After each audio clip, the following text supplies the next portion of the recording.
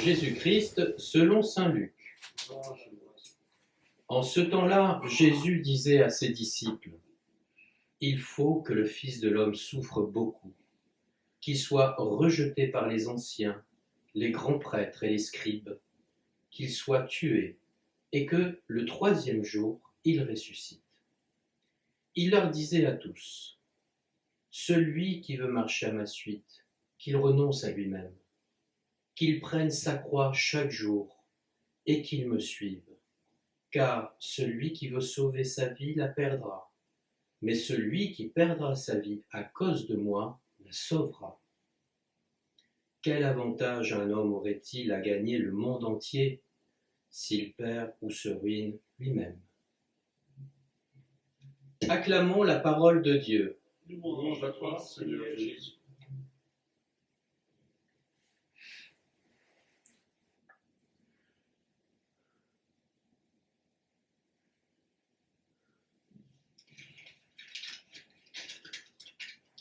Chers frères et sœurs, l'Évangile aujourd'hui nous propose de méditer sur la signification de ce que veut dire prendre sa croix.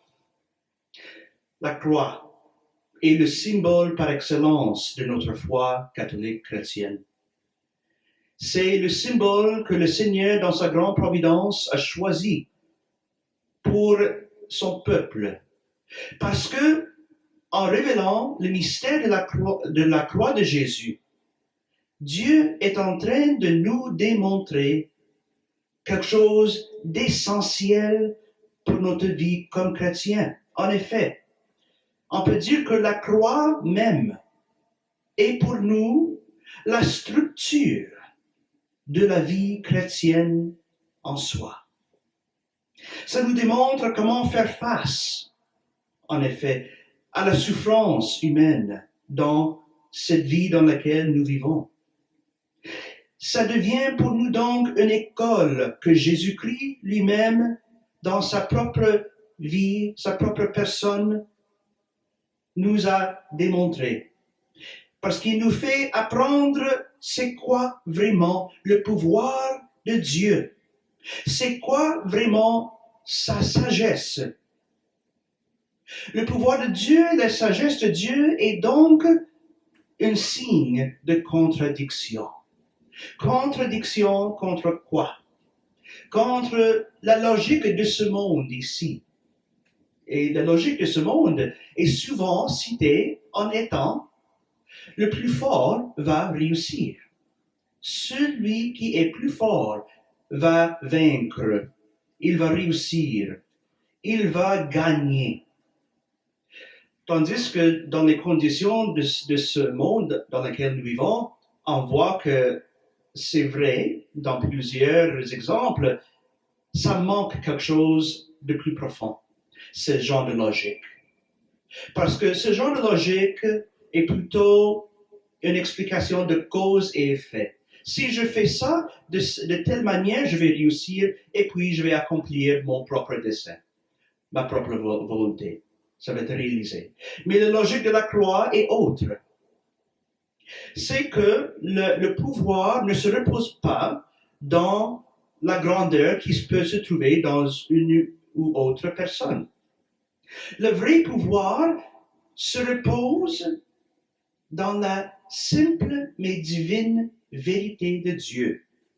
C'est une lumière qui ne peut jamais souffrir d'être éteinte. Et la preuve, c'est que Jésus-Christ lui-même, la vérité de Dieu, même s'il est mort sur la croix, est ressuscité. La lumière de Dieu lui-même, Jésus-Christ, le Verbe de Dieu qui s'est fait chair, qui révèle la pleine vérité, a conquis le mal, a conquis les ténèbres et nous a démontré qui a le dernier mot. Dieu, en Jésus-Christ, nous rappelle qu'il nous donne la vraie vie, la vie éternelle. Donc, ça nous démontre qu'il n'y a pas d'expérience où Dieu n'est pas finalement. Il est là dans chaque expérience de notre condition humaine, parce qu'il a démontré ça sur sa propre souffrance sur la croix.